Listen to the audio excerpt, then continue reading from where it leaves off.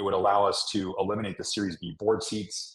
I think our proposal would be to reduce the board size down to 5 to make it manageable, as opposed to have the 7 board seats. So effectively eliminate the 2 HUD-8 seats and effectively have Abate, if it's myself, or whomever that second seat is, plus 3 independent seats elected by shareholders. Who's going to replace them? You don't need 9 members on the board. You don't need 7. I mean, you probably don't even need 5, honestly. This is not a real company. But personally, I don't think you need 9 board members. You only need, at this stage, like 3 board members. I think my only issue here is I think that you are being too hostile towards the board. And I would like to know if you just focus on a pure shareholder push towards the board, if that wouldn't make a stronger position. So just here are my 2 cents. What about just increasing to 50% the number of shareholder creditors, putting Mike as the board, the chairman of the board, and even if it's possible to maybe keep Manny idle, but put it in a normal board position. I know you guys are thinking, okay, this guy is the bad guy, but if you look at the theory behind this, you basically are just approaching this from a shareholder perspective to add value and transparency. So even if the board refuses, they are kind of making your position stronger even if you take it to court. The other point I want to say is that the current financials that are known from Ionic Digital is that they haven't sold a single Bitcoin. So that means everything they mined, they kept it. And the issue here, and you correctly pointed out, Mike, that we don't know what is actually happening. If they had like 100 millions of dollars plus the current known Bitcoins, they are doing still a remarkable job. So we first need to know what is the fiat value, because if you know the fiat value, you know how much they are burning, you know how much BTC they mine, and you can unpack everything. So I'm just worried that if you are jumping towards an opportunity that might not be so opportunistic.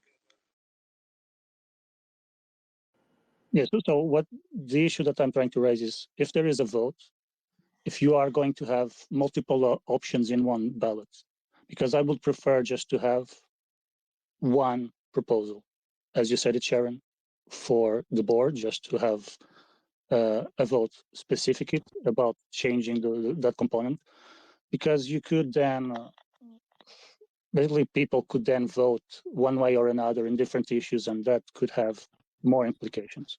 Right. A lot of those smaller issues are really what a board is for, right? The government, answering the governance question. That's because I think the government is just the one issue. If the board want to respond to this, have a shareholder meeting and tell us how amazing everything they've done is, then awesome. That's what we would love.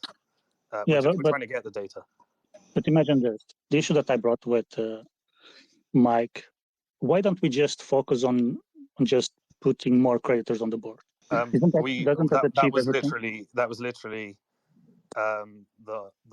the battle that I spent a lot of time on, and so did Crypto YOLO. But I'm saying now.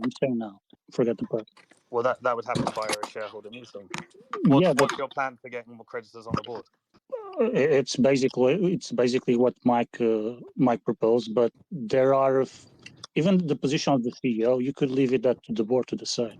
I just think that if you keep it just to focus on replacing the chairman of the board and increasing the majority of shareholders on the board, you have everything, and there is, I think, no way that the board can say that that's not in the best interest of the shareholders.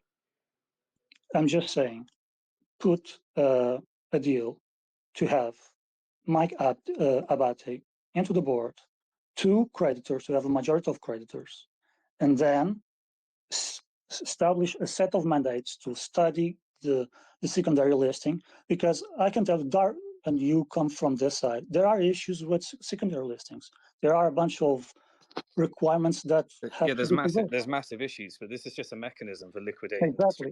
But the minute you are forcing the secondary listing as a deal, that's a no deal, because you are forcing the board to make a position without probably looking at the issues that a secondary listing can have. So that's why I prefer to first kind of infiltrate the board to make sure that creditors are there as a majority, that you have someone representing figure.